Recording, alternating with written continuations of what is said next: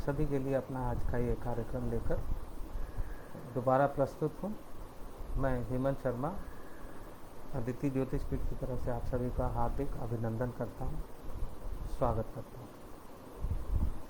मैं पिछले 3 बरस से कोशिश कर रहा हूँ कि आप सभी को ये सबसे पवित्र जो दिन है उनमें से एक अक्षय तृतीया, इसके बारे में आप सभी को जागरूक कर सकूं। क्यों? इसका बड़ा कारण है कि हम जब इस शरीर में प्रवेश करते हैं उसके साथ हमारे पिछले जन्मों के कर्म ये बंधे होते हैं। पाप कर्म हमें दुख देते हैं, बाधाएं पहुंचाते हैं, और जो हमने पुण्य कर्म किए वो हमें बाधाओं से पार लेके जाते हैं। इस जन्म में अगर हमारे पास अच्छा घर, अच्छी पढ़ाई, अच्छे रिश्तेदार और मित्र हैं, अच्छे संस्कार हैं, उसका कारण है हमारे पिछले जन्म के किए हुए पुण्य। इस जन्म में हमने क्या किया? जो हमने पुण्य की कमाई की है, क्या वह हमारे लिए इस जन्म में लाभदायक होगी या अगले जन्म में? ये हम भी कई बार नहीं जान पाते, परंतु वस्तुतः एक बात तो हमें पता है कि जो पिछले जन्मों के कर्म हैं उनके कारण हम इस बार यहाँ पे हैं। तो कई जने हमारे बुजुर्ग हैं, कई संत हैं, यही कहते हैं क्या लेके आए थे, क्या लेके जाना है। वो इस मामले में एक कैजुअल सी अप्रोच रखते थे। सच्चाई तो यह है हम बहुत कुछ लेके आए थे और बहुत कुछ लेके जाना है।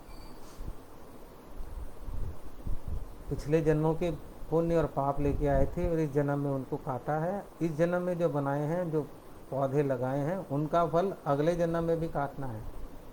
तो हम ये लेके आए थे और ये ही लेके जाना है। अगर आप चाहते हैं अगले जन्म में जैसे हम अगर यहाँ पे घिसट के अपनी ज़िंदगी जी रहे हैं, बहुत सारे लोगों को लगता है, कईयों को लगता है इससे बेहतर ज़िंदगी चाहिए, तो जो इस जन्म में किया है उससे बेहतर अपने कार्य करें, पुण्य अर्जित करें। उन सभी पुण्यों को अर्जित करने का, उनको अक्षय करने का जो दिन है वो है अक्षय तृतीया। पहले मैं आपको बताता हूँ अक्षय तृतीया है क्या। अभी बहुत सारी इन्फॉर्मेशन आप सभी को इंटरनेट के माध्यम से मिल जाती है कि अक्षय तृतीया को ये हुआ, परशुराम जी की जयंती है, बड़ा कुछ हुआ, लेकिन ये है क्यों? इसे ही अक्षय तृतीया क्यों कहते हैं? ये क्वेश्चन होना चाहिए। किसी से पूछेंगे ये कहेगा जी इसकी ये सिग्निफिकेंस है, वो सिग्निफिकेंस है, इम्पोर्टेंस है, बट वाई क्यों? ये क्यों है, ये सबसे बड़ा दार्शनिक प्रश्न है जिससे बहुत बड़े बड़े हमारे ग्रंथ हमें मिले। तो अक्षय तृतीया इसलिए है कि ब्रह्मा जी ने जब सृष्टि का सृजन किया था उससे पहले बिल्कुल अंधकार था। अंधकार के बाद उन्होंने कुछ मटेरियल लिया, उससे ये धरती बनाई। तो जब धरती पे यहाँ पे प्रकट हुए तो भगवान विष्णु उनके सामने आए। उन्होंने 4 श्लोक बोले। उन 4 श्लोकों का विस्तार किया ब्रह्मा जी ने। वो जो 4 श्लोक हैं श्रीमद् भागवत महापुराण कहा जाता है उसे, उसी से ही सारे वेद, पुराण, उपनिषद सभी इनका विस्तार हुआ। उसके बाद जब सृष्टि बनाई ब्रह्मा जी ने यहाँ पे आके, उसका सृजन का दिन है वो यही है। इसी कारण क्योंकि ब्रह्मा जी ने बनाई है जो सृष्टि, ये अनंत काल तक चलती है। उसके बाद जब ब्रह्मा जी सोने जाते हैं तो इसका लय कर जाते हैं, इसको ख़त्म कर जाते हैं। फिर जब उठते हैं फिर नए तरीके से उसे बनाते हैं। तो उसी में ही हमारे कई अरबों, शंखों, महाशंख, पदम, ऐसी हमारी जो गिनती है, कई पदम वर्ष वो निकल जाते हैं। तो उसमें सतयुग, त्रेता, द्वापर, कलयुग, कई हजार बार वो होके निकल जाते हैं। सभी चीज़ें उनका लय होता जाता है। लेकिन ये जो तिथि है, जब सृष्टि है, अपने बिल्कुल ख़त्म होने से पहले, विलय होने से पहले, जिसे लय कहा जाए, ये चलती रहती है अनंत रूप से। सूरज भी चलता है, सारी चीज़ें। तो ये आज के दिन भगवान ने इसकी सृष्टि, इसमें जो चीज़ें बनाई हैं उनको किया था, इसीलिए आज के दिन का बहुत बड़ा महत्व है। तो अक्षय तृतीया वाले दिन जो भी पुण्य किया जाता है वो अक्षय हो जाता है, जो पाप किया जाता है वह भी अक्षय होता है। कैसे? जैसे हमने किसी और दिन में पुण्य और पाप किया तो क्या वो अक्षय नहीं होते? नहीं, वो ऐसे ही हैं जैसे आपने कुछ काम किया, आपको दिहाड़ी मिली, उजरत मिली, उसकी रात को किसी का 750 रुपया है, कोई अगर अपनी उजरत है एक दिन की, मजदूर की 400-500 रुपया आजकल, सुपर स्पेशलिस्ट आगे जाते जाते उनकी ज़्यादा है, कोई 10 लाख, कोई 1 करोड़ दिन का कमाता है, कोई 50 करोड़ कमा देता है, वो लेकिन जेब में डाल लिए, अपने अकाउंट में डाल लिए। उसके बाद अगर आपने कोई काम नहीं किया उसको आप खर्चेंगे, जिसके पास कम है वो कम खर्चेगा, जिसके पास ज़्यादा खर्चेगा, लेकिन एक दिन जाके वो ख़त्म हो जाएंगे। जब वो ख़त्म हो जाएंगे पैसे, तो वो उजरत पैसे के रूप में मिलती है किसी रुपये, उससे आप खर्चा चलाते हैं। जब आप वो ख़त्म कर लेते हैं दोबारा आपको काम करना पड़ता है पैसे कमाने के लिए।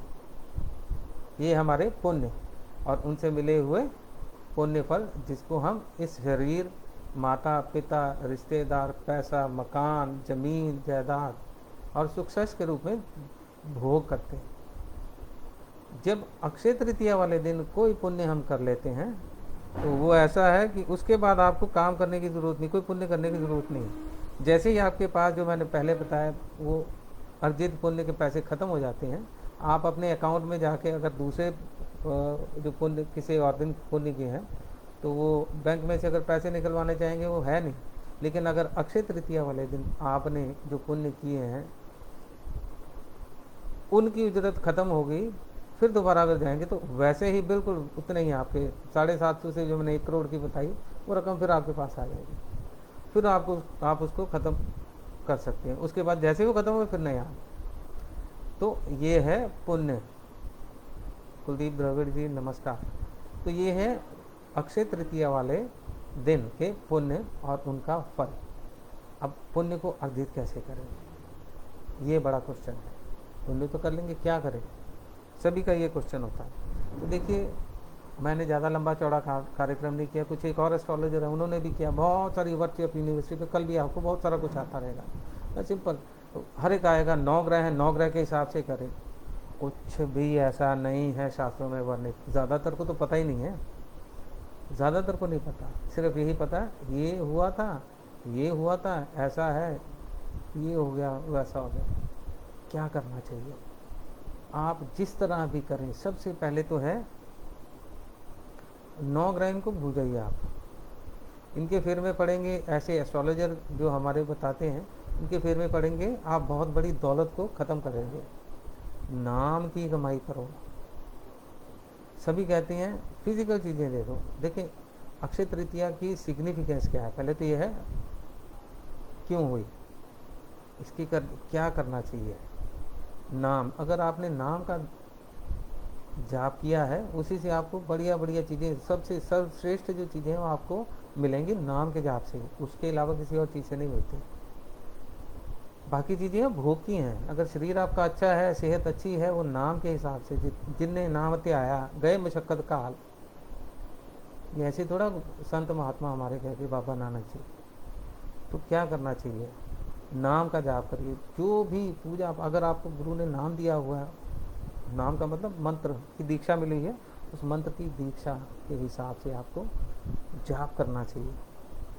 सबसे पहले तो ये, नहा धो के पवित्र होइए, पवित्रता को संभाल के रखिए, पवित्र कपड़े पहन के नाम का जाप कीजिए। उसके बाद आप, जब सबसे बढ़िया तो है अमृत वेला से भी पहले ब्रह्म मुहूर्त है जो 3:30 के बाद या 4 बजे के बाद, आप नेट पे खोलेंगे तो मिल जाएगा। ब्रह्म मुहूर्त का 4 बजे के बाद, 4 बज के 2-3-4 मिनट के करीब है, तो 48 मिनट का टाइम, उसमें अगर आप जाप करें अक्षय हो जाएगा। वहाँ नहीं कर सकते, अमृत वेला होता है 2-2.5 घंटे का होता है, सुबह जब सूरज निकलता है उसके 1 घंटे बाद तक रहता है। 1 घंटा पहले 1 घंटा बाद वो संध्या काल है, तो वो 2 घंटे हो गए। उसके बाद सुबह दोपहर के बाद करीबन 12 बजे, 12:30, सवा 12 बजे के करीब उसे संध्या काल बोला। नहीं है तो जो मुहूर्त 12:15 के बाद का टाइम है करीबन, हाँ 12:10 से लेके 12:50 तक होगा, वो अभिजीत मुहूर्त है, वो भी आपको नेट पे खोलेंगे मिल जाएगा, उसमें आप पाठ कीजिए। शाम को संध्या का जो टाइम है, सूरज डूब रहा होता है, वो भी नेट पे मिल जाएगा। 1 घंटा पहले 1 घंटा बाद, ये 2 घंटे फिर आ गए आपके, 2 घंटे सुबह 2 घंटे शाम को। अगर 4 घंटे आप ये पाठ कर ले तो बहुत बढ़िया, अभिजीत मुहूर्त में करें बहुत बढ़िया। क्या कौन सा पाठ कोई भी करें, लेकिन मेरी ये मान्यता है जो मैंने देखा है उसमें है भागवत, श्रीमद् भागवत महापुराण, अगर वो पढ़े, नहीं पढ़ सकते श्रीमद् भगवद गीता। उसमें क्या पढ़े, पहला दूसरा चौथा पांचवा स्पेसिफिक अध्याय, बहुत सारे एस्ट्रोलॉजर ज्ञान देंगे इसको, ये अध्याय उसके लिए उसके लिए, कुछ भी नहीं, जो आपको अच्छा लगता करिए। पहला अध्याय आपकी फ्रस्ट्रेशन को दूर करता है, नींद नहीं आती, नींद को ठीक कर देता है। सबसे बढ़िया है, भगवान श्री कृष्ण ने भी कुछ अपने महात्म्य में कहा है जो अगले पुराणों में हमें बताया गया। वो क्या है कि 18वें अध्याय का पाठ कीजिए आप। जितने भी व्रत, चंद्रायन व्रत, एकादशी व्रत, सारी उम्र इंसान रखता है पूरी तन्मयता के साथ, उनका जितना भी फल उस इंसान को मिलता है कितना हो जाएगा, इतना सारा जो पुण्य का फल है वो गीता के 18वें अध्याय के पाठ करने से ही आपको मिल जाता है। ये इसका फल है, ये पुण्य अर्जित कीजिए आप। उसके बाद अगर आप और भी चीज़ें करना चाहिए, देखिए क्योंकि अक्षय तृतीया में जो भी पुण्य किया जाता है वो आपको जन्म दर जन्म मिलता रहता है। तो आप ये सोचिए, आपको हर बार अगर जन्म लेना है तो क्या क्या चीज़ें चाहिए, जो कुछ चीज़ें चाहिए सभी का दान कीजिए। हमारे संत महात्मा कान लगा ये कहते हैं कि भी साथ में कुछ नहीं जाता, मैं उल्टा कहता हूँ, सब कुछ साथ जाता है। जब इंसान की मृत्यु होती है उसके साथ सभी कहते हैं पंचभूत कर्म, पंचभूत है, पंच तत्व हैं, विलीन हो गए ना, 5 चीज़ें नहीं जाती, 8 चीज़ें जाती। गीता में भी इसका उल्लेख है, श्रीमद् भागवत में भी है। 5 भूत तो हैं ही हैं, उसके साथ 3 और चीज़ें हैं, मन बुद्धि अहंकार, तीनों के अलग अलग है। जुड़वा बच्चे हैं जिनका चाहे 1 मिनट का फर्क है, वो भी अलग अलग हैं। वो कैसे आते हैं, पिछले जन्म के कर्म से आते हैं। यहाँ पे क्या करेंगे उसके हिसाब से अगला जन्म हमारा निर्धारित होता है। तो खाने के लिए जो चीज़ चाहिए, पहनने के लिए जो चीज़ चाहिए, नहाने के लिए जो चीज़, मतलब हर चीज़ अगले जन्म में आपको जो चाहिए उसका दान कीजिए। इसमें सबसे ज़्यादा सर्वोपरि जो सिग्निफिकेंस है वो है गन्ना रस, और यानी ईख का रस, और साथ में अनाज, सप्तधान्य, जल, दूध, फ्रूट, जूसेस, सभी का दान किसे कीजिए। सर्वप्रथम ब्राह्मण को, एकनिष्ठ ब्राह्मण हो, जो ब्राह्मण मंदिर में बैठ के भगवान जी की पूजा करते हैं। उसके साथ जितने भी पैसे आप देंगे वो आपके अकाउंट में जुड़ते जाएंगे। अच्छे मकान आपको अगले जन्म में चाहिए, जो यहाँ इस जन्म में किराए पे रह रहे हैं या बना नहीं पाए मकान, अगले जन्म में भी ऐसे ना हो, उसके लिए क्या करना चाहिए, धातुओं को दान कीजिए। कौन सी धातु, सर्वप्रथम तांबा, सबसे पवित्र धातु। जिसने उसका दान किया उसे अच्छे मकान, अच्छी अट्टालिकाओं वाले मकान मिलते हैं, ऊंची अट्टालिकाओं वाले मकान मिलते हैं। जिसने चांदी का दान किया है उसे वाहन मिलते हैं, जैसे 2 व्हीलर 3 व्हीलर या छोटी गाड़ियां जो हैं, जिसे चाहिए, और अच्छा मकान चाहिए, बड़ा मकान, बड़े आंगन वाला अगले जन्म में, तो चांदी का दान करें। उससे भी अच्छा सर्वोत्तम महल जैसे चीज़ें चाहिए, जिसके पास बड़ी बड़ी जैसे 5-5 7-7 करोड़ की गाड़ियाँ, वैसी गाड़ियाँ आपको अगले जन्म में चाहिए, क्या करिए, सोने का दान कीजिए। स्वर्ण, सबसे बढ़िया पात्र ब्राह्मण, ब्राह्मण सिर्फ हिंदू नहीं, सिख अगर करना चाहें तो अपने जो हैं ग्रंथी उनको दीजिए, उनके घर में जाके दे सकते हैं। मुसलमान मेरे मित्र अगर हैं तो अपने इमाम को, या जितने भी वहाँ पे मौलवी हैं उनको आप दे सकते हैं, अच्छा लगे। और इंसान को भी दीजिए जो अच्छे ब्राह्मण कौन, सिर्फ ये तो हो गए, जितने भी टीचर हैं, विद्वान हैं, वो सभी ब्राह्मण की कैटेगरी में आते हैं। कोशिश कीजिए जो नॉन वेज नहीं खाते उनको दान कीजिए, वही सर्वोत्तम दान है। नहीं तो निकृष्ट दान में आ जाएगा, वैसे ही फिर कॉम्प्लिकेशन है। आगे 15 मिनट हो चुके हैं, मैं ज़्यादा लंबा प्रोग्राम करना नहीं चाहता था। तो इसमें आप क्या दीजिए, गुड़, ईख, शक्कर है जो गुड़ से बनी हुई, वो मंगल को प्रतिनिधित्व करती है। जीरा दीजिए आप। खाने पीने की सामान साथ में जब लेके जाना है तो साथ में सब्जी बनाने के लिए मसाले भी तो चाहिए। हल्दी का भी दान कीजिए, काली सरसों दीजिए, लौंग दीजिए। इससे आपका राहु, क्योंकि लौंग राहु की चीज़ है, वो भी ठीक होंगे। केतु के लिए और बड़ी राशि के हिसाब से भी चलते हैं, तो कितना कितना चलेंगे आप। जानवर को, जो मैंने यहाँ एक प्रोग्राम भी किया था उसमें बताया था, तो शिव पुराण कहता है क्या किसी भी जानवर को या पंछी को दिया हुआ कोई भी खाने लायक पदार्थ वो अक्षय होता है, उसका पुण्य फल आपको अवश्यम भावी मिलेगा। तो आप उनके लिए भी पानी चोगा रखिए, दूध पिलाइए, कुत्ते को दूध पिलाइए। केतु का बहुत बढ़िया उपाय है। सांप कभी दूध नहीं पीता, सांपों के लिए रख देते हैं। आपकी जैसी मान्यता है। शिवलिंग, ब्रह्मा विष्णु महेश, तीनों में से किसी के निमित्त भी अगर आप दान देना चाहते दीजिए, लेकिन दान कीजिए, पुण्य कीजिए, पाठ कीजिए। मैंने गीता का पाठ कहा, श्रीमद् भागवत महापुराण का कहा, आप श्रीमद् देवी भागवत कीजिए। आप दुर्गा स्तुति का पाठ कर सकते हैं। आपको अपने गुरु महाराज ने जो कहा जिस चीज़ का पाठ आप वो कर सकते हैं। लेकिन कल के दिन कोशिश कीजिए ना झूठ बोलिए, ना किसी का दिल दुखाइए, क्योंकि अक्षय है। अगर पुण्य अक्षय है तो पाप भी अक्षय हो जाएंगे। उसके लिए जिसके साथ भी आपने कोई क्रूर कर्म कर दिया तो आपको जन्म दर जन्म उसका लेखा देना पड़ेगा। इसी के साथ मैं अपना ये कार्यक्रम आज विरामावस्था की तरफ लेके जाता हूँ। हो सकता है मुझसे कुछ त्रुटि हुई हो, गलती हो गई हो, उसको आप माफ़ कीजिएगा। और आप सभी को आज की राम राम, जय श्री राम।